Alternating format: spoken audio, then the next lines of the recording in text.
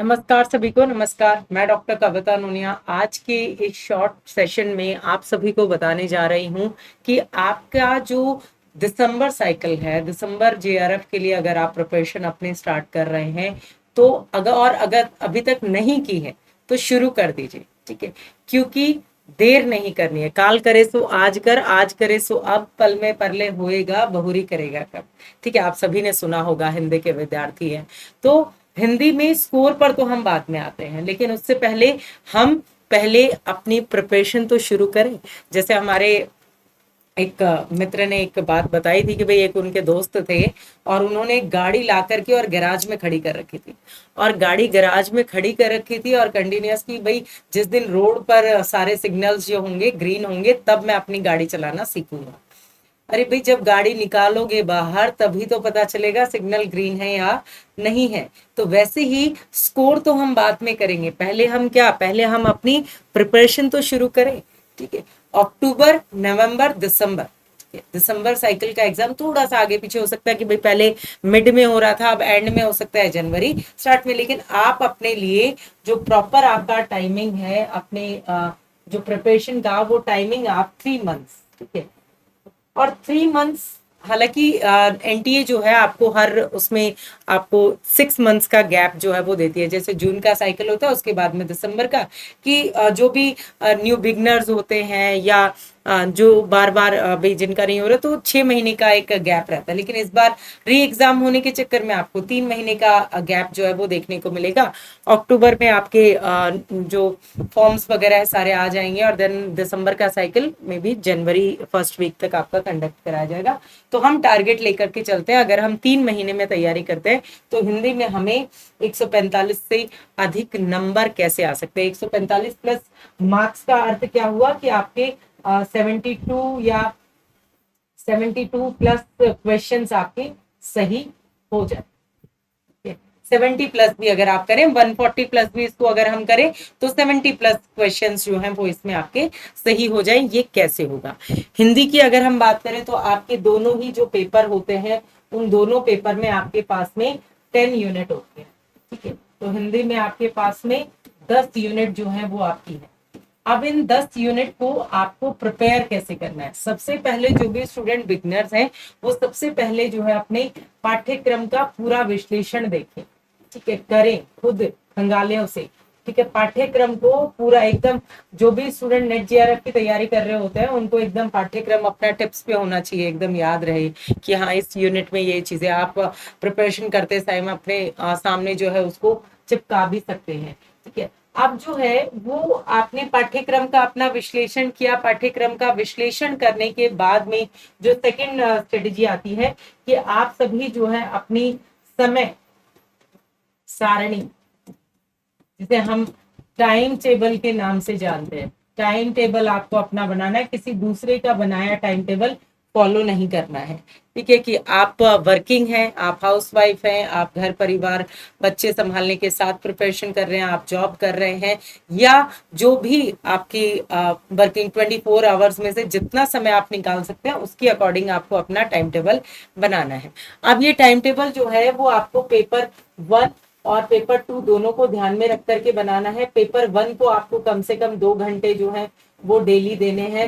Paper 2 को आपको 3 घंटे जो है ये डेली देने हैं। ठीक है, ये जो है ये आपका डेली का टाइमिंग आपको यहाँ पर बताया जा रहा है। इतने तो आपको देने ही देने, इससे ज्यादा दे देन वो आप रिविजन में और इंक्लूड कर सकते हैं बहुत अच्छे से।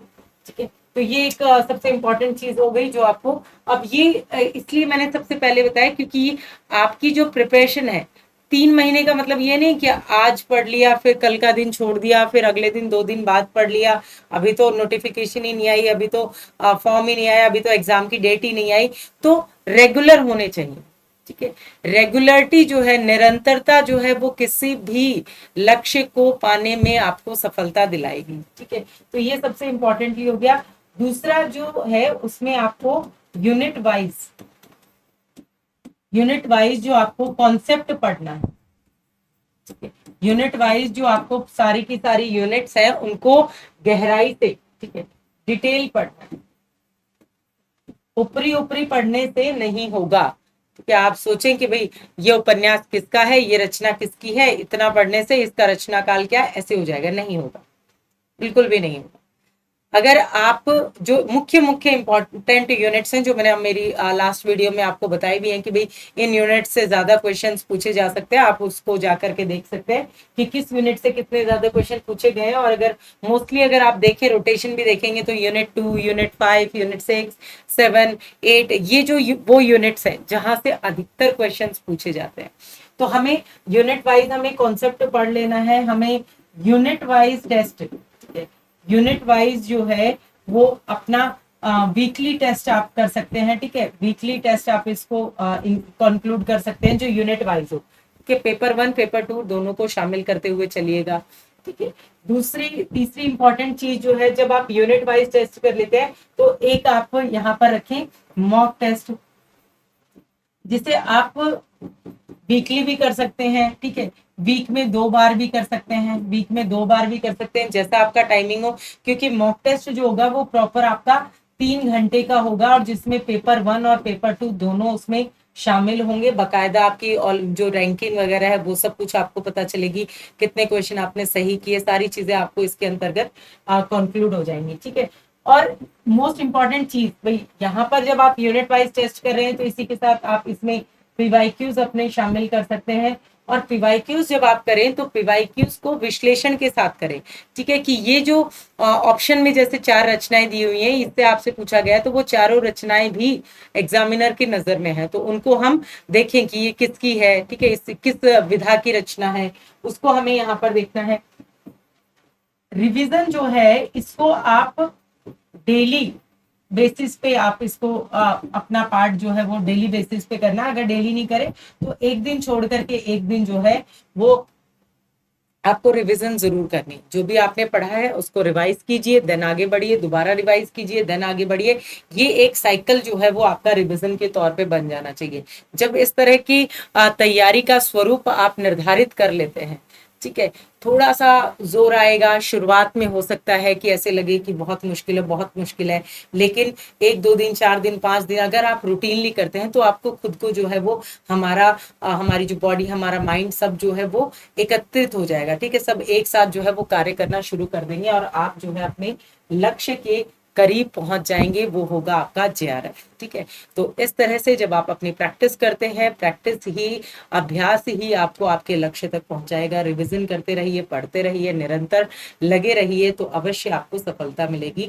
आप सभी का बहुत बहुत धन्यवाद। और मैं डॉक्टर कविता नूनिया इसी तरह के विशेष बिंदुओं को लेकर के आप सभी के समक्ष उपस्थित होती रहूंगी और मिलते रहेंगे हम यहाँ पर इसी चैनल पर। आप सभी हमारे यूट्यूब चैनल को आप सभी सब्सक्राइब कर लीजिए ताकि आपकी कोई भी वीडियोस जो है वो मिस ना हो। बहुत बहुत धन्यवाद।